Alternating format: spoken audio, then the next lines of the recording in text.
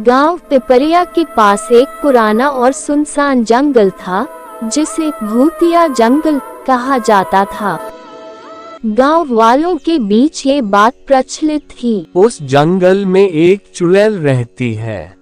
रात के समय जंगल के करीब जाने वाले लोग कभी वापस नहीं आते। एक दिन गांव के 3 युवक राजू, मोहन और दीपक जंगल की सच्चाई का पता लगाने की ठानते हैं। वे यह मानने को तैयार नहीं थे कि चुड़ैल जैसी कोई चीज होती है। राजू ने हंसते हुए, ये सब पुरानी कहानियां हैं, डराने के लिए हमें जाकर देखना चाहिए। तीनों ने रात के समय जंगल में जाने की योजना बनाई। चांदनी रात थी और हवा में अजीब सा सन्नाटा पसरा हुआ था। जैसे ही वे जंगल में घुसे, उन्हें हर दिशा से अजीब अजीब आवाजें सुनाई देने लगी। थोड़ी दूर चलते ही उन्हें एक पुराना टूटा फूटा कुआं दिखाई दिया। कुएं के पास एक सफेद साड़ी पहने महिला खड़ी थी। उसका चेहरा झुका हुआ था और उसके लंबे बाल जमीन तक झूल रहे थे।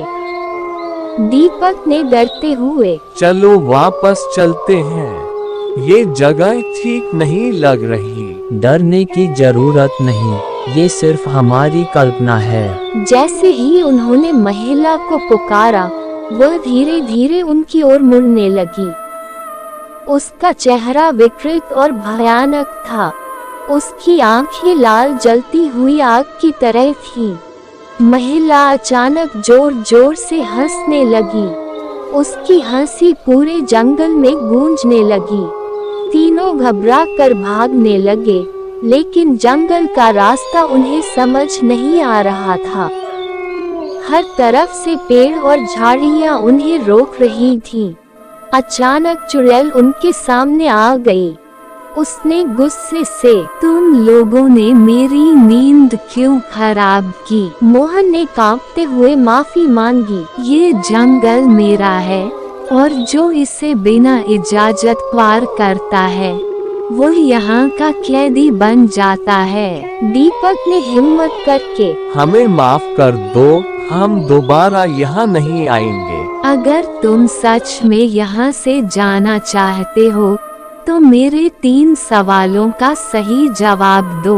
चुड़ैल ने पहले सवाल में पूछा, जिस चीज का कोई आकार नहीं, फिर भी वह हर जगह होती है? हवा। ऐसा कौन सा जीव है जो जन्म लेने से पहले मर चुका होता है? मोहन ने थोड़ी देर सोचकर, अंडा। आखिरी सवाल, ऐसी कौन सी चीज है जो कभी लौट कर नहीं आती? समय। चुड़ैल ने उन्हें कुछ देर घूरा। तुम लोगों ने मेरे सवालों का सही जवाब दिया। जाओ, लेकिन याद रखना, कभी वापस मत आना। तीनों दौड़ते हुए जंगल से बाहर निकले और गांव पहुंचकर अपनी कहानी सुनाई। उसके बाद किसी ने भी उस जंगल में जाने की हिम्मत नहीं की।